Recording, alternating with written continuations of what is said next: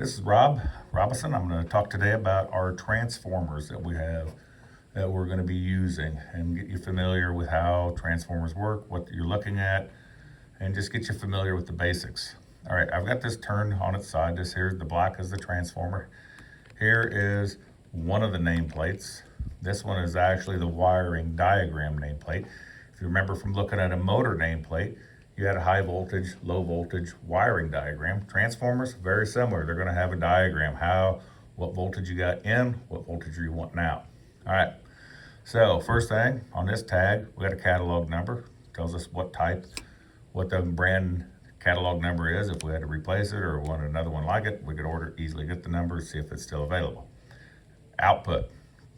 So this is the biggest thing on transformers. They're rated in power.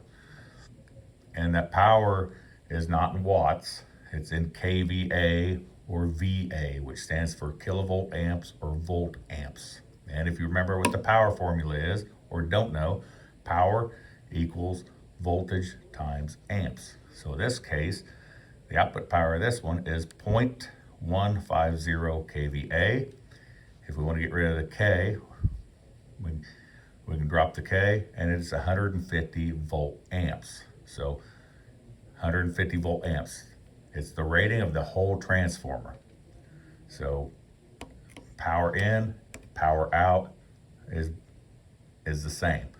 So no matter which side you're on, this transformer is good for 150 volt amps on the primary, 150 volt amps on the secondary. So let's look at the primary. If it's labeled H1, H2, H3, H4, H's are for primary, X's are for secondary. And over here on the primary, we got some voltage. These are all called taps. We'll see the terminals here in a minute up on the front. But these transformers have connection points. They're called transformer taps. And in this one, all of them, one wire is always going to go to H1. So if you wire from H1 to H2, it's rated for 208 volts. So if you have 208 volts, then you wire it up to H1, H2. If you have closer to 240 volts, you're going to go 1 to 3. If you were up to 600 or 480 volts on this transformer, it's H1 to H4. Now there could be varying, transformers are made with different voltage ranges. Some of them may not even be capable of running at 480 volts. So look at this, find this diagram on your transformer to know what your possible voltages are for your primary. And in this case, this is a step down, so the higher voltage connects to the H terminals. So we're going to bring in somewhere between one of these ranges, 0 to up to 600 volts. More likely for us, this is going to be either 240 or 208. So we're going to hook it up to that. And then if we turn it on, we could measure to make sure exactly what voltages we got. But here's the output of the transformer, the secondary output. Again, 1, 2, 3, 4, but they're labeled with X's. So these are the secondary taps. So some of these, you got to look at these arrows, and it tells you from where to where each one goes. So X1, X2, it's way over here, and it's good for 24 volts. And in parentheses, it's got 480, 240, 208. So that means if you put 480, 240, or 208 into this transformer, between X1 and X2, you would have usable 24 volt AC. All right, and then so between X2 and X3, you also got another 24 volts, but this one says 600. So if you hooked it up for 600 volts, this is where you would get, if you needed 24 volts AC, you would get it here. And staying with the 600 volt, you see right here, it says 120, 600 in parentheses. That would be connecting between X4 and X2. All right, so if we needed 120 volts out and we had 480, 240, or 208, it would be between X4 and X1. X4, X1, 120 volts, 480, 240, 208. That's our inputs. This is a multi-input transformer, and it does say, depending on your voltage in, is where you get your voltage out.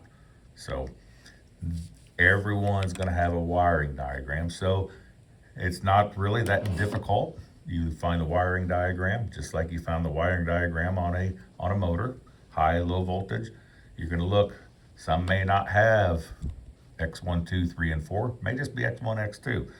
You know, maybe H1, H2. Transformers are made in a variety of ways, but this one happens to have 4 taps on the primary and 4 taps on the secondary. Very familiar style of transformer.